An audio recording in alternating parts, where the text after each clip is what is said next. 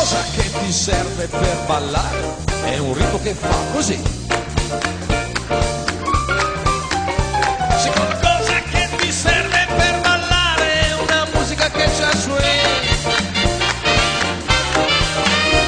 A questo punto guarda i piedi, guarda il corpo cosa fa, non lo riesci più a fermare.